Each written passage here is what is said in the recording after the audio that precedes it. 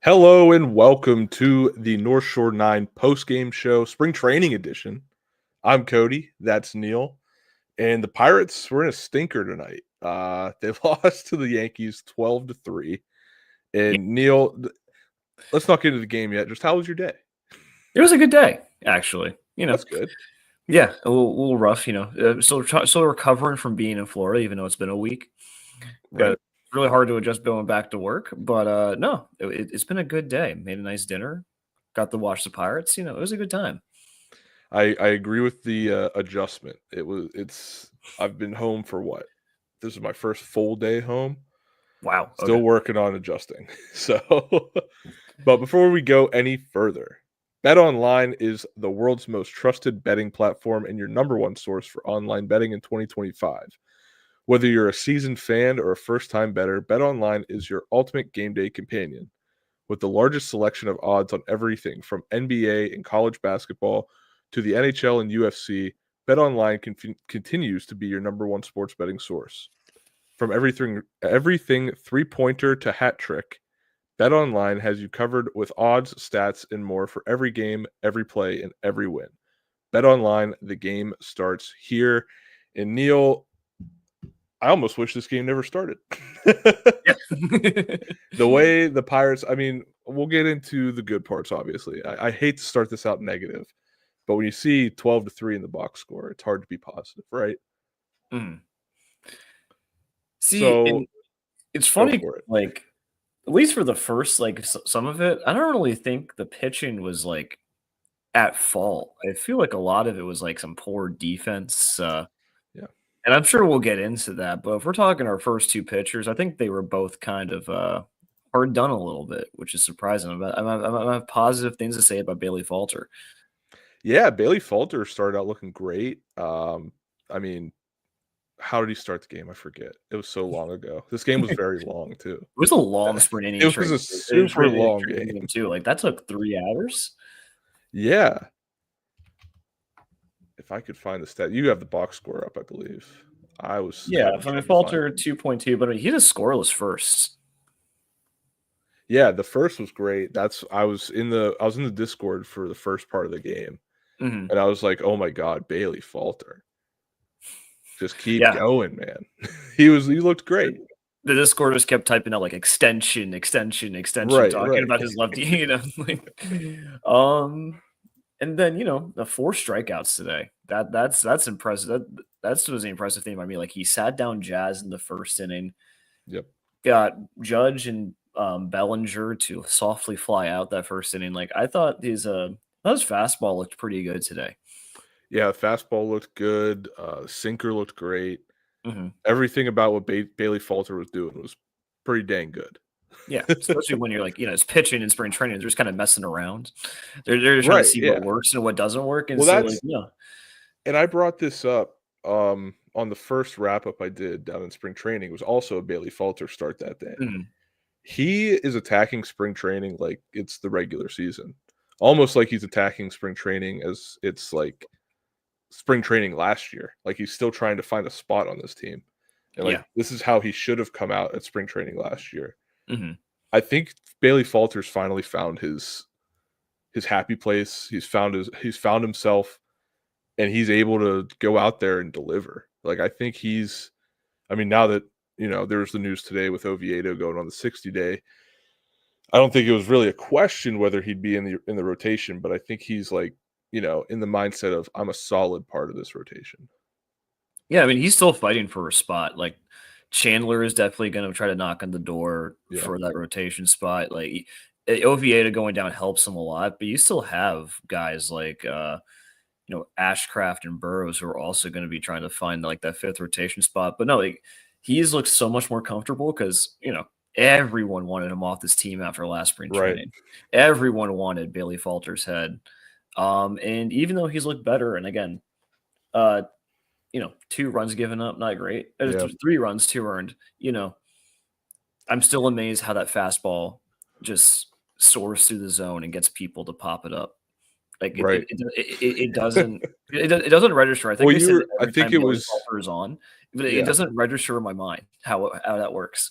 Right, and I think it was you in the Discord actually that was like, I don't know how he gets away with throwing the fastball down the middle of the plate. Yeah, like Aaron Judge, like just pop, like it was right down the middle, and you have Aaron Judge, you're just popping it up loftily to the center field. Right, it's the way that he gets away with it. I wish I could get away with it that way. Yeah, right. But yeah, he went 2 2/3. He, at the end of that outing was a little rough. But he had 4 strikeouts.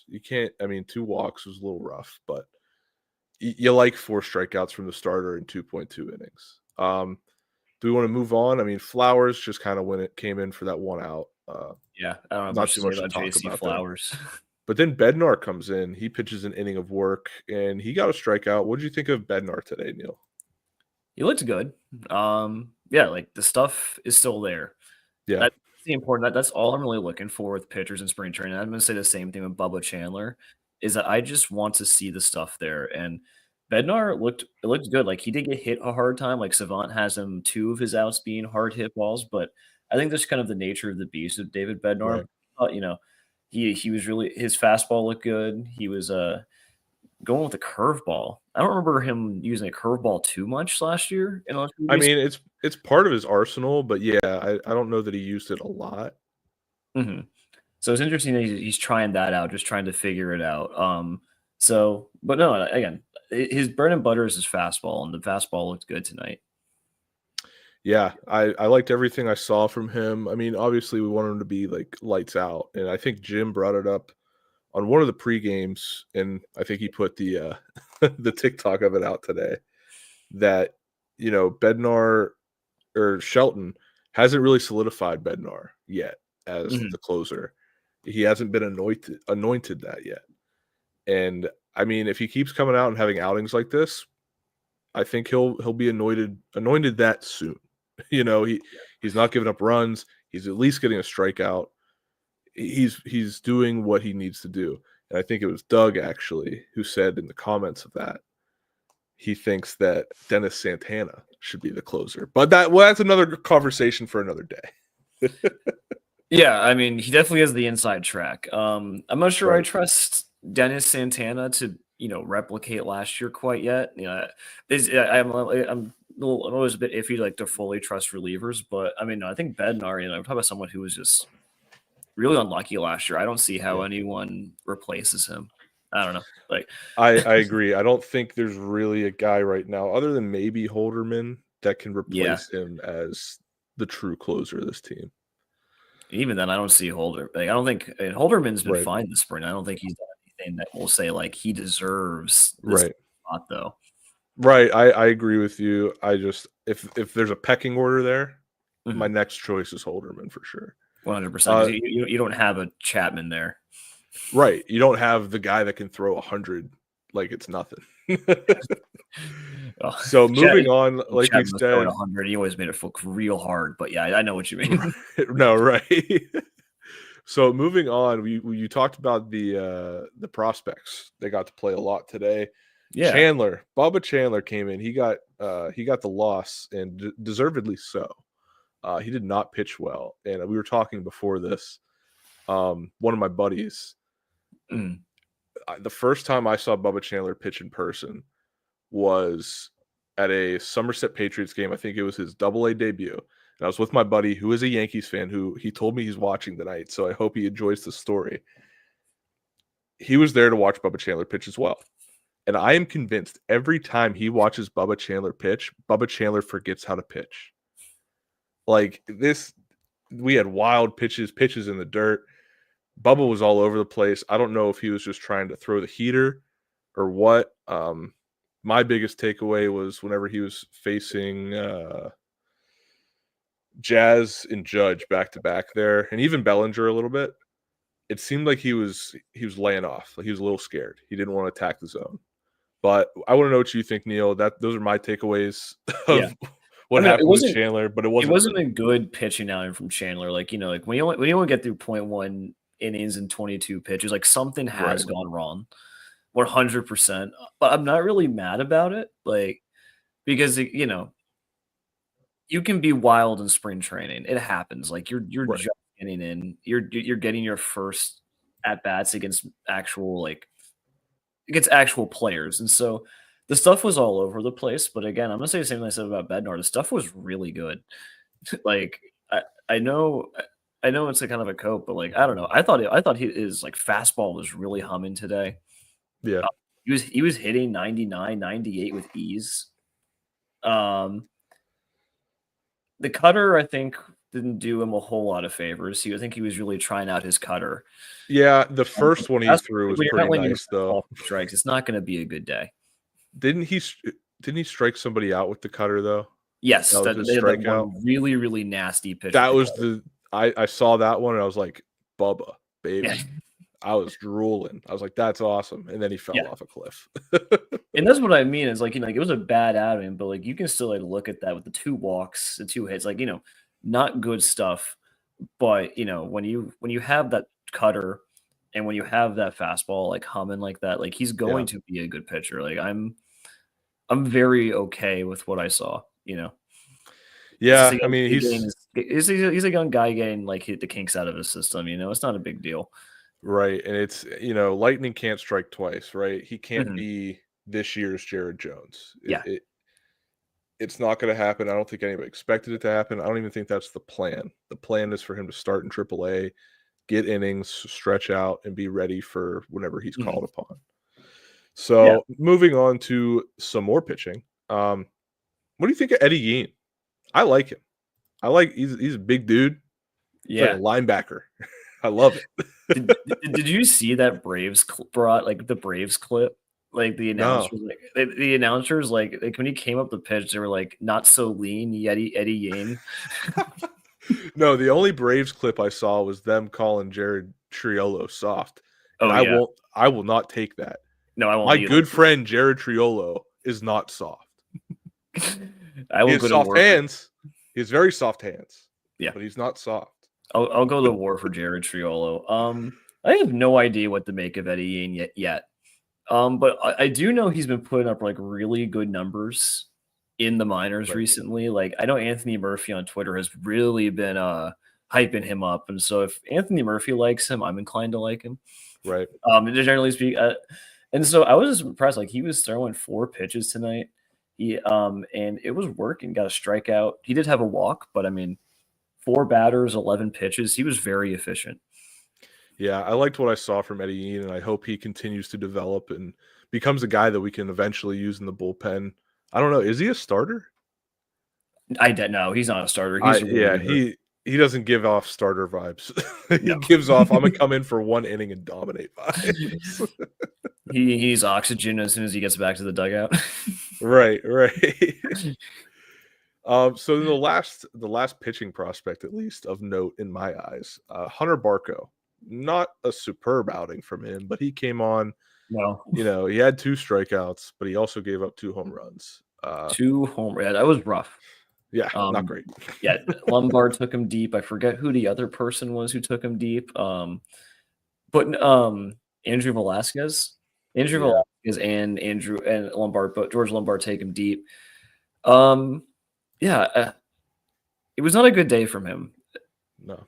I didn't really notice too much about his stuff at that point. Yeah. Washing dishes. I was watching the game. Yeah, right. At that point of the game, it kind of was like, oh, I don't want to watch anymore. But then I saw Hunter Barco was in. I was like, oh, Hunter Barco. I like him. I want to see what he does. And unfortunately, wasn't great. No. So let's move on to the hitting side. And I'd say the man of note today is Joey Bart. Joey Bart looked great at the plate. That was a nuke. That was an absolute nuke. Now, okay. It was a good home run. Like I love Joey Bart. I'm a big Joey Bart fan. But when you go on Savant and see what the numbers behind it, it was only 404 feet. Can't be saying that's a nuke. Shh. I don't care. The eye test tells me that was a no. Right. That's what when it happened, everybody's like, holy crap, that thing's in the stratosphere. It was on a 36 degree angle. That was the launch angle on it. So it was up in the air, but yeah, I don't know. It's usually I'm the numbers guy, and usually you're the eye test guy. We've kind of switched now. Right. I know. I'm trying to educate myself. I mean, 109 off the bat. Jim's over here trying to tell me I'm stupid. All I'm gonna say 404 down the line is different than 404 to do, and that is a nuke in my eyes. Like, hey, I believe you. We can't let Joey get his head too big. No, that's all. I love the guy, but I want him to be hungry. No, and it's nice to know that there is someone. This is a team starved for power, and a healthy Joey Bart hitting for power would be magical. Right. And yeah, but as Jim says, he was on base 3 times tonight. Yeah, he had the 2 hits and a walk. So great day for Joey Bart, even though he was struggling to catch tonight. Yeah, the catching aspect for him was rough. What was the one? Was it with Chandler? No, it was Falter where the run scored. It was both Chandler and Falter. Oh, that happened with Chandler as well. I remember Chandler, the one with Falter. He was like on a knee, and the ball went right where his knee was on the ground. And I'm like, that was why you don't catch like this, right? Yeah, was it like a whole article about like how he's doing that to be more comfortable, or am I thinking of someone else? I don't know. I hate seeing catchers do that. It's like, please be in an athletic position. Yeah. I don't even care if you're like doing a half split like they do now. Like, just be in a position where you can block the ball, please. Yeah, I agree. I think I said it before. I am surprised they haven't tried him at first. I am genuine. I would like. Well, he can't block the ball. Yeah. Like, I feel like if Endy is that guy, I understand they want everyday at bats from in AAA coming off the Tommy John. I just feel like if we're going for defense and for bats, like Bart to first base seems to make a good amount of sense, and you kind of split his time between Witz and Endy, but. I don't know. I'll also take it if he keeps hitting bombs like that. I'll accept some bad catch. Right. I think anybody will, especially with this team. If you're going to play bad defense, you better have a hell of an offense, right? Yeah. The only other hitter, over 1,000. Right? OPS over 1,000. The only other baby. Right. The only other offensive note was Nick Yorke. He had the double. It was nice. He poked it. It was nice, and he got on his horse because Judge got to that quickly. That was a good piece of hitting. Like, I liked it. He smoked that ball opposite field. Like, he definitely was like a guy like your old expression, like not trying to do too much with it. Right. That's what I saw. It was a very nice double, and I feel like he's been smacking the ball pretty hard all spring training. I'm really excited for Nick Yorke. So am I. I feel like. I mean, I could be wrong here, but I feel like the other guys, they try to, play him down, be like, Jim likes to say he's a good little ball player. But I think Yorke could be a really good, utility guy for this team. I mean, obviously I want to see a bigger sample size, but he's at that age. He's probably, I don't even know how old he is. I assume, don't you find the answer. I'm going to guess. He is 24. I think you're right. Oh, I hope I'm right. I'm pretty sure he's 24. He's 22. Oh, dang. I thought he was He's young. Okay. He's really young. Hey, that makes me feel even better that he's 22. Yeah, he's 22 years old. And I don't know, like, the results, like, obviously, like, he didn't hit terribly well when he came up, like, this small sample size, like, last year. But, like, I look at his exit velocity data. I see he doesn't whiff all that much in AAA. Like, I don't know. Like, I feel like his ceiling is just so much higher than a lot of these guys who are probably going to make the team over him to start the year. Yeah. Like, but he should tear up AAA and then start threatening some people's jobs when May comes around. Right, and like that's understandable. Like Jim said in here, I think I put it up there. Yorke was a high school pick. He's still you give him those extra at bats in AAA, and like you said, if he tears it up, he's knocking at the door. I think the biggest problem with him, I think Jim brings it up a lot, is the power. He doesn't have a lot of power. He's very much like a doubles hitter or line drive hitter. This team desperately needs someone who can hit the ball in the air and hit it far. That's the crazy thing is that Yorke does hit the ball in the air. Like he just does. He's very, very much a line drive hitter. Right. But I'm honestly at the point where we just need guys who can mash the ball. Like that is right. that is my qualification at this point. And so if Yorke is gonna be like a 15 homer guy, I will take it as long as if he keeps hitting it like this. Like I feel like at this rate, considering our options in a right field and in second base and at first base, right. I think Yorke should. I'd rather have Yorke on the start at first base than DJ Stewart. I'd rather that. I don't know. I'm not sold on that yet either. I mean, I don't want Yorke playing first either, but like, right. Like now, sticking with that. The one guy who I've been beating the drum about, he had one at bat today. He didn't take advantage of it. Matt Gorski struck out. It's unfortunate. He obviously has a bigger ladder to climb here. He needs to get on the 40-man to even be on the major league roster. But definitely didn't do much to help himself tonight. And then DJ Stewart, the other one, he got on base on a fielder's choice, but he went over 2. He was also hit by a pitch. I forgot about that. Yeah. I was actually texting my buddy about that. But yeah, he got hit by a pitch. Not great. That was scary, actually. I think that's when I was in the Discord because it was early in the game. And everybody freaked out. We were like, oh no, that hit his hands. Did he break something? Yeah, he was shaking it off a little bit. I was a little worried too because I'm like, that's just our luck that like another first baseman down with a forearm injury or something like that. Like, right. Got to put this up from Jim. That's hilarious. Yorke, stand up. But yeah, luckily that hit Stewart in the meat of the elbow there. Yeah. So he's fine. He's good to go. But yeah, like I said, there's not much of note with the offense, just the lack thereof. Tommy Pham walked twice.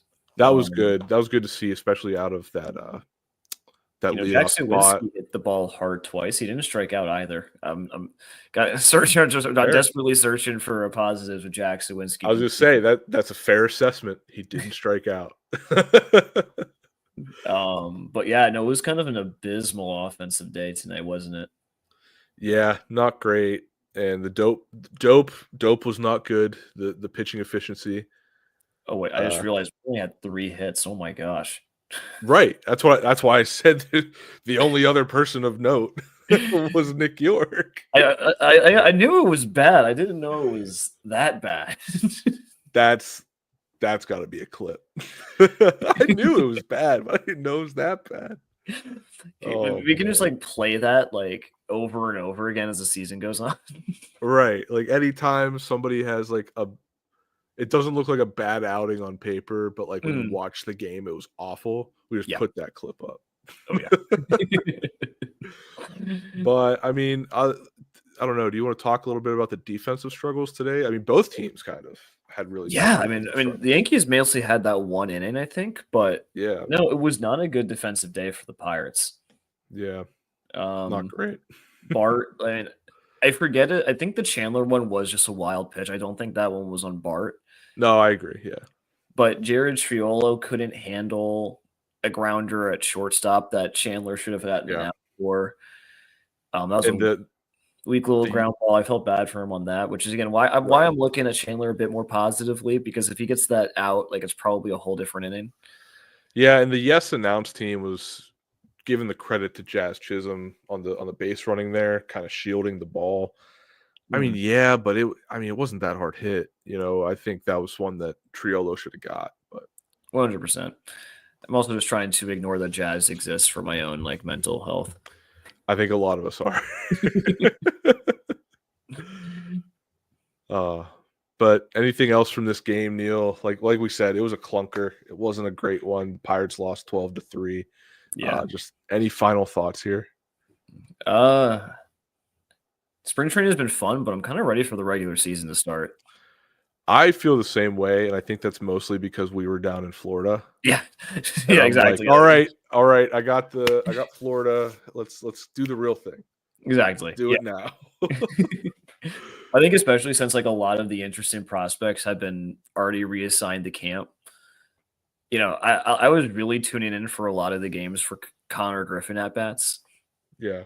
But did we both miss this? Was there apparently a third challenge that the Yankees did? I did not even notice that. I mean, it's spring training. I don't. This challenge system shouldn't exist anyway. Yes, was it an ABS challenge? Is that what it was? I don't care. They're not using it in the regular season, so who cares? I just needed to go away. I don't like it. You don't like ABS? I hate it.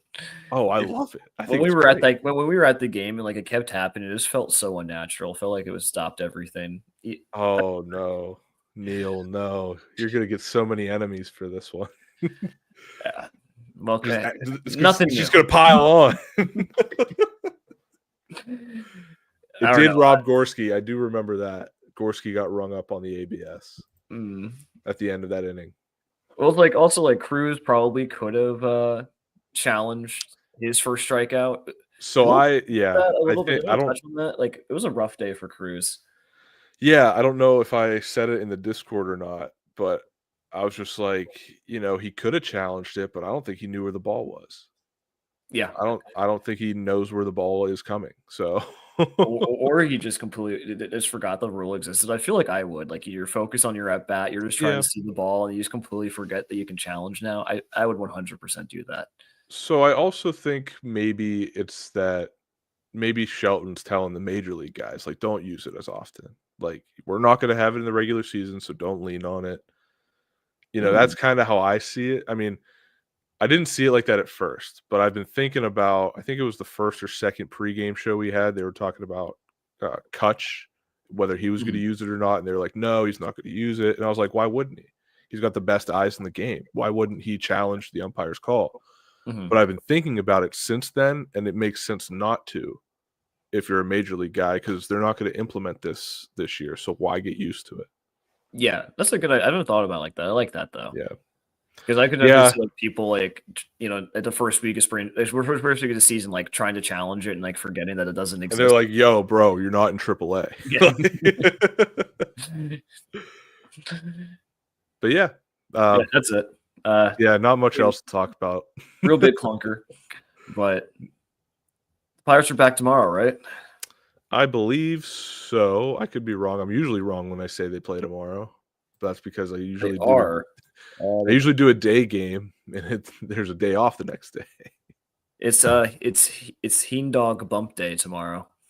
Ooh, first time we get to see action. Yeah, get to see the Heen Dog against Priester. Oh, against Priester? Okay. Yeah. 105. I won't be able to watch, but I hope everyone else does. I will be tuned in. I don't know how focused I'll be, but it will be on in the background. That's good enough. I'm excited to see Heen Dog. I'll probably try to rewatch some of the highlights afterwards. So, right, but yeah, like Jim said, let's light up Quinn Priester and prove that Nick Yorke deal was a good one. Yeah, that'd be great. I'd be all for that. I'm behind. Cody was about to say "good little ball player" after he said Jim's. Oh, Sean. All right, I think we've had enough tonight, guys. Thank you guys for watching, and we will see you. When's the next one? I think the 10th. I will take your word for it. I don't know. I hope I'm correct. We'll see you on the 10th. We've got a couple more of these spring training ones left to do, and then it's back to the real thing. Yeah, I can't wait. Thanks. All right. Thank you, everybody. Be sure, like Jim says, like the video, and his big stupid face is going to tell you to do that in about 3 seconds. See ya. See you guys. Hey, you all. Thank you for watching. I know we try to provide the most entertaining content that we can, and we'd love to spread it to as many people as possible. So I know it doesn't seem like a lot, but if you could take the 5 seconds to like this video and subscribe to the page, it helps out so much more than you know. Thank you, and let's go Bucs.